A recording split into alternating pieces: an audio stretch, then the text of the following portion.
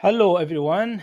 This is Ali Salarian, broker at REMAX Success Realty, and I wish you happy New Year. It's 2025, and everyone is wondering where is real estate market is heading to. Not just consumers out there, realtors in our community also wondering what's going to happen in this market. Why? Because everyone is aware of the challenges coming into 2025 onward, and they want to know what's the impact going to be on our real estate market. In particular, pointing to the change in relationship between Canada and US. South of the border, it's just going to be by, I think, January 20th when a new president south of the border will be in the office, and a lot of new things going to happen or may not happen. But from real estate perspective, I want to share my thoughts, and correct me if I'm wrong. Feel free to put your comments down in the comments box. So, to start with, what I did is I came up with four scenarios, could be fifth one or sixth one, but four scenarios. This is what I could come with, and each and every scenario I'm going to put out there or share with you my thoughts in such scenario from real estate perspective, how the market's going to react and where real estate is going to head in terms of growth, positive, negative. So let's start with the first scenario. I call it nothing to change. So nothing to change scenario is pretty good. Reason why? Because the Bank of Canada already started cutting interest rate, and I believe they are 60% done. They were aiming to have the rate at 2.25, and I think now they are at 3.25, very close, 100 bips to go, or maybe less, in order to achieve their target somewhere by mid of end of 2025. So in this scenario, what we witnessed for the last couple of months, starting from October, November, and December, we've seen from transaction point of view 40+% increase in transaction. Good news for the agents. How about the consumers? Yes, sellers, they have seen more demand on their houses, and they, in some type of properties or pockets, they sold with a little bit growth, positive growth, comparing to the previous month.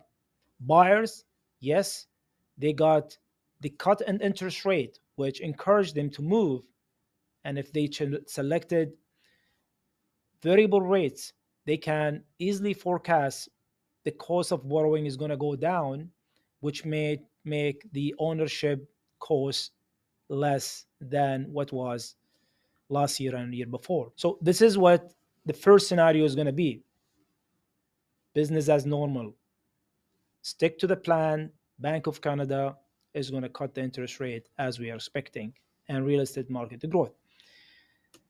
Second scenario, Canada faces tariffs without issuing any retaliatory measures. So Canada will not retaliate. Canadian government, I'm talking about here, in particular the federal government. So meaning, as promised and said previously by the US government, 25 or 20 or whatever the tariff is going to be imposed on Canadian economy, and Canadian will be wise, not retaliating the biggest economy on this planet and who can afford them.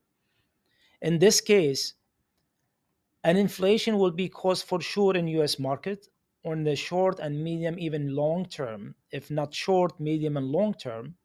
But what's going to impact the Canadian market is, as an economist, is slow down in GDP, slow down in sales or export of Canadian to the US market. We all know that the number one business partner or trade partner of Canada, as well US, is Canadian. So we're talking about a lot of trade volume. When the GDP slow down or the sales slow down or performance of the economy slow down, the book of economy says Bank of Canada, the central bank of any country, any free economy will step in and cut further the rate or escalate and rate cut in order to boost the economy.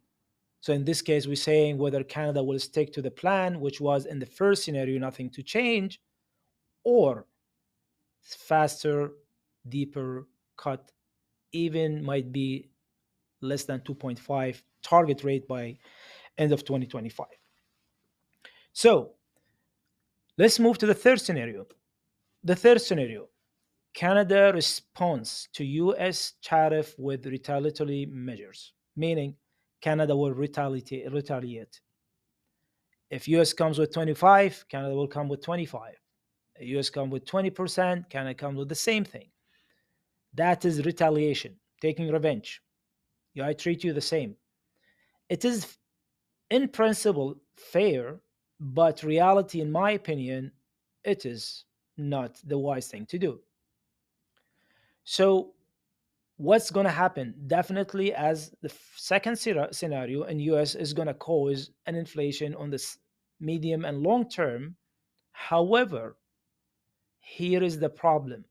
Beside the Canadian economy is going to slow down as per the second scenario, what's going to happen on the top of that, the inflation will hit us in Canada. And when we say an inflation, despite everything is going to be expensive, their interest rate should not be reduced. Meaning, the Bank of Canada or any central bank in the world, as the per the book of economy, they're going to go and increase the interest rate rather than decrease it. And this is what's going to cause trouble for real estate market once again. So this is, in my opinion, is I call it the worst scenario. I don't know about you. So let's move to the fourth scenario. Fourth scenario is, this is something new happened today with the news. All of us heard about a change in the government of Canada at the federal level, transition to a new government in Canada, which took place today. But we don't know the intention of the government of south of the border. Are they going to be happy with transition in the existing government, or a transition in the entire government from this side to the other side, or to the other sides?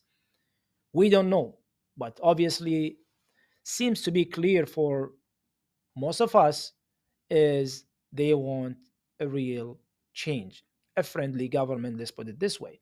So in this scenario, we might go back to scenario one, which is nothing to happen. So the goal is achieved by the US government to come with the tariff ideas in order to have a swift change in the Canadian government. Now, I'll take you to all scenarios. As I mentioned, and I repeated to them, nothing to change.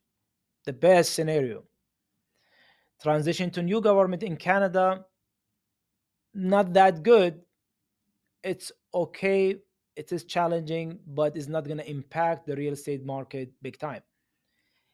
Retaliation, Canada to retaliate the tariff, that is, in my opinion, the worst case scenario.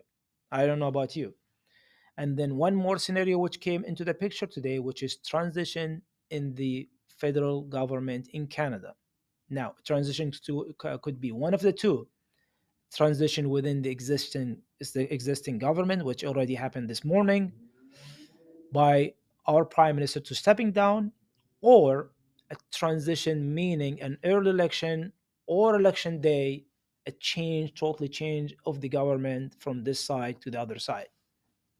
And this might be for the US as good as the first scenario, in my opinion, or it could be the other way around, but I think is going to be as the first scenario. So we got the third scenario as the worst, the first scenario the best, The last scenario close to the best, and the second scenario so or 50-50, right?